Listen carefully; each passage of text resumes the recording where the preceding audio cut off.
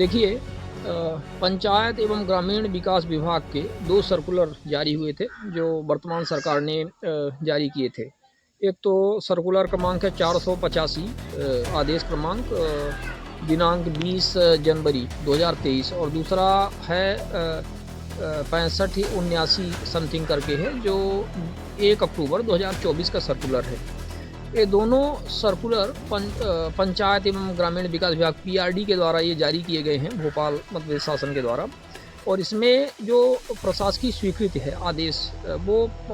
ग्राम पंचायतों को जो कार्य करने की शक्तियाँ जो प्रदान की गई हैं, कितने राशि तक के वो काम कर सकते हैं, कितने राशि तक की वो प्रशासकीय स्वीकृति जारी कर सकते हैं।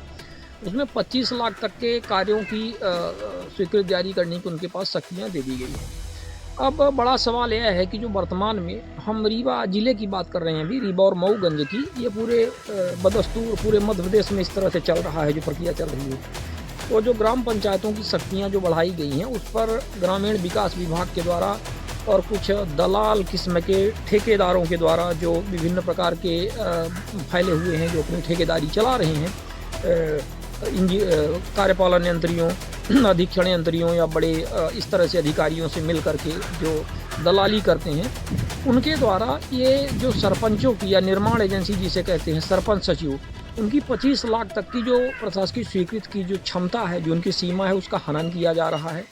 और ऐसे कार्यों को भी जो 25 लाख की सीमा के नीचे हैं, उन कार्यों को भी ऐसे ठेकेदारों को दिया जा रहा है अपनी सेटिंग बना करके, और उसमें अच्छी खासी कमीशन खोरी चल रही है। रीवा जिले की बात करें और मऊगंज की, तो संभाग क्रमांक 1 जो ग्रामीण यांत्रिकी सेवा है, संभाग क्रमांक 2 जो ग्रामीण यांत्रिकी सेवा है, इसके जो मुख्य कार्यपालन अधिकारी हैं,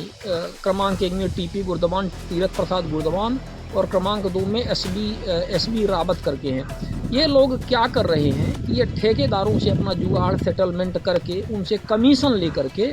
ये करोड़ों की राशि को इसी तरह से ठेकेदारों को दे रहे हैं, जबकि इनका कोई अधिकार नहीं है। जैसे सुदूर सड़क ज़्यादातर बन रही हैं, पीसीसी सड़क या सुदूर सड़क बन रही हैं, पंचायत भवन बन रहे हैं, या इस तरह से अन्य चीज़ें बन रही हैं, भवन बन रहे हैं, भवन निर्माण हो रहे हैं, सभी में ये पंचायती सीमा का हस्तक्षेप कर रहे हैं। आखिर इनकी क्या आवश्यकता है उसमें? भाई 25 लाख के ऊपर के काम है, तो आप तो स्वाभाविक तौर पर विभागीय ग्रामीण यांत्रिकी सेवा के कार्य हैं, उसमें आप अपना गुणा भाग करिए, उसमें आप जो भी है उसमें गुणा भाग मत करिए। मतलब ये है कि वो भी नियमानुसार करिए, निविदा जारी करके जिसका